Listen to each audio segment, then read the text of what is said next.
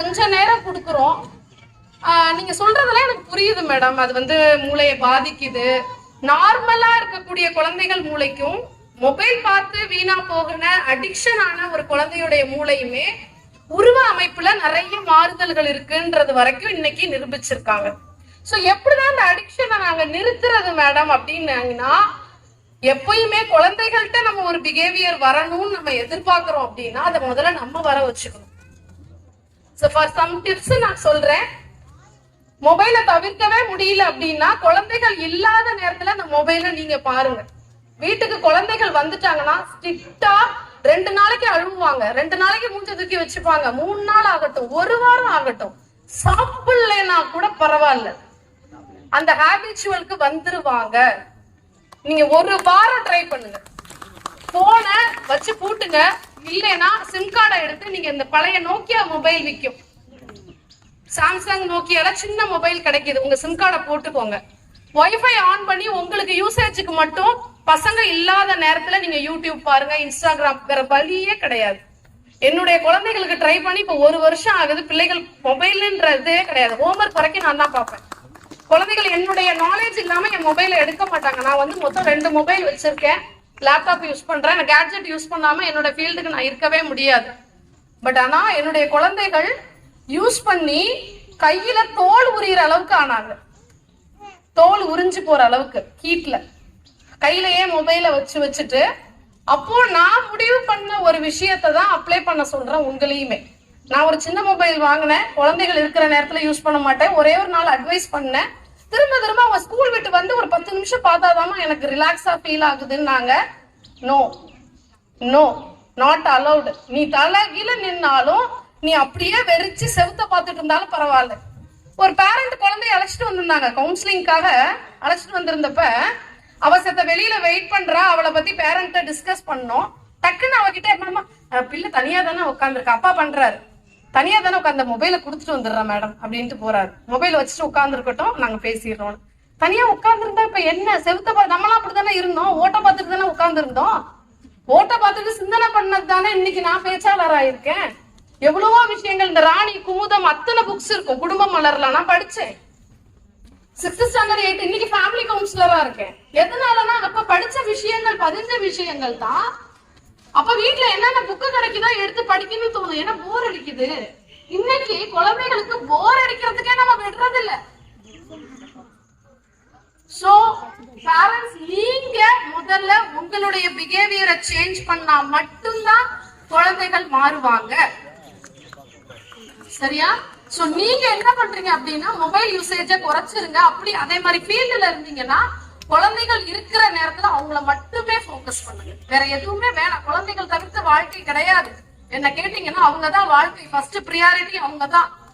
For example, நான் அவ்வளவு விஷயங்கள் இங்க சொல்லலாம். அதே மாதிரி இன்னொரு பழக்கம் என்ன இருக்கு அப்படின்னு பார்த்தா, பேரண்ட்ஸ் பண்ற தவறுகள் அப்படின்னு பார்த்தா, நான் ஃப்ரெண்டு மாதிரி வச்சிருந்தேன் என் பிள்ளைய. இன்னைக்கு வந்து அலறது. அமெரிக்கால படிக்க வச்சு அப்படி பண்ணிருக்காங்க. பிள்ளை என்ன பண்றானா, வீட்டுக்கே அழைச்சிட்டு வந்துட்டான் ஒரு பொண்ணை. அழைச்சிட்டு வந்துட்டு ஃப்ரெண்டு மாதிரி அம்மா பழகினதுனால கல்யாணம் பண்ணாமே நாங்க லிவிங் ரிலேஷன்ஷிப்ல இருக்கோம், நீ கண்டுக்காதன்றான். அவங்க அம்மா வந்து என்கிட்ட கதறாங்க, ஃப்ரெண்டு மாதிரி அவனை வளர்த்தவன், நீங்க ஃப்ரெண்டு மாதிரி ஏவங்க வளர்த்தீங்க? பேரண்டா இருங்க, கண்டிப்போட இருங்கன்னு சொல்றேன் நான். பேரண்ட் ஃப்ரெண்டா இருக்கணும்னு அவசியம் கிடையாது. அந்த வார்த்தையை முதல்ல தூக்கி போடுங்க. நம்ம பேரண்ட் ஃப்ரெண்டா இருந்தாங்களா நம்ம கிட்ட? அம்மா அப்பா கிட்ட இந்த விஷயத்தை தான் அவன் எல்லாத்தையும் நல்லது கிட்டது கத்துக்கிட்டோம், எல்லாத்தையும் நம்ம கிட்ட ஷேர் பண்ணணும்ன்ற எல்லாத்தையுமே அம்மா கண்டுக்க மாட்டாங்க. அம்மா வந்து க்ளோஸா இருப்பாங்க, அம்மாட்ட இந்த விஷயம் எல்லாம் பேச முடியும் அப்படின்றதும் அவன் டீசெண்டா தான் புரிஞ்சுக்கணும், டீசெண்டா தான் நம்ம கிட்ட கன்வே பண்ணணும். ஒரு ஸ்டெப் ஸ்பேஸ் இருக்கணும். அம்மாவுக்கு பிள்ளைக்கு இருக்கணும், அப்பாவுக்கு பிள்ளைக்கு இருக்கணும், ஒரு பயம் இருக்கணும். அப்பதான் எங்க அம்மா அப்பாவுக்கு இந்த விஷயங்கள் பிடிக்காது அப்படின்ற அந்த ஸ்பேஸ நீங்க மெயின்டைன் பண்ணிட்டு தான் ஆக வேண்டும். சரியா? சோ இந்த 2 முக்கியமான டிப்ஸ் நான் சொல்லியிருக்கேன். இந்த கேட்ஜெட்ஸ நீங்க டோட்டலா விடுறதுக்கும், அண்ட் பேரண்ட்ஸ் இந்த மார்னிங் நீங்க ஸ்கூலுக்கு கிளப்பும் பொழுது படுற அவஸ்தை வந்து விவரிக்க முடியாத வரிகள். சரியா? அதை பொறுத்த வரைக்கும் நான் முக்கியமா இதெல்லாம் சின்ன சின்ன விஷயம் தானேன்னு நினைப்பீங்க. நானுமே அதை எக்ஸ்பீரியன்ஸ் பண்ணிட்டு தான் வந்திருக்கேன் ஆஸ் அ பேரண்ட். சோ குழந்தைகள் நீங்க மார்னிங் சீக்கிரம் அப்படியே டென்ஷன் ஆகி கிளப்பும் போது பயங்கர ஃப்ரஸ்ட்ரேஷன். அதுல அம்மா தான் பக்கா பீக்ல இருப்பீங்க. பக்கா பீக்ல ஆரம்பிக்கிறதுல இருந்து பாத்தீங்கன்னா ஸ்கூல் கிளம்பி அந்த கேட்டை க்ளோஸ் பண்ற வரைக்கும் அப்படி ஒரு காஞ்சனா லெவல்ல இருப்பீங்க. பட் ஆனா குழந்தைகள் பாத்திருக்கீங்களா, ஸ்கூல் கேட்ல இருந்து போகும்போது கூட இப்படி ரிலாக்ஸா போவாங்க. நீங்க ஹைப்பர் டென்ஷன்ல இருப்பீங்க, பட் அவங்க அவ்வளவு ரிலாக்ஸா இருப்பாங்க. ஏன், என்ன காரணம்னு நினைக்கிறீங்க? நீங்க ரொம்ப ஹைப்பரா பசங்களை கிளப்புவீங்க, ஆனா அவங்க ரொம்ப ரிலாக்ஸா போவாங்க. ஸ்கூலுக்கு கிளம்புவாங்க, கிளம்புறதுமே ரிலாக்ஸா கிளம்புவாங்க. நீங்க தான் புஷ் பண்ணணும். எதனால அப்படி பண்றாங்க? எல்லாருக்குமே நம்ம பார்த்து கொடுக்குறோம், அதுல டென்ஷன் ஆயிடுறோம். சரியா? இனிமே கொஞ்சம் ரிலாக்ஸாவே கிளப்புங்கன்னு சொல்லுங்க. ஏன் அப்படி பண்றாங்க தெரியுமா? எப்படி நம்ம அம்மா அந்த டயத்துக்கு நம்மள கிளப்பி வெளில அனுப்பிடுவாங்க. அந்த கான்பிடன்ட் அவங்களுக்கு வந்துருச்சு, நம்ம தான் அதை கிரியேட் பண்ணோம்.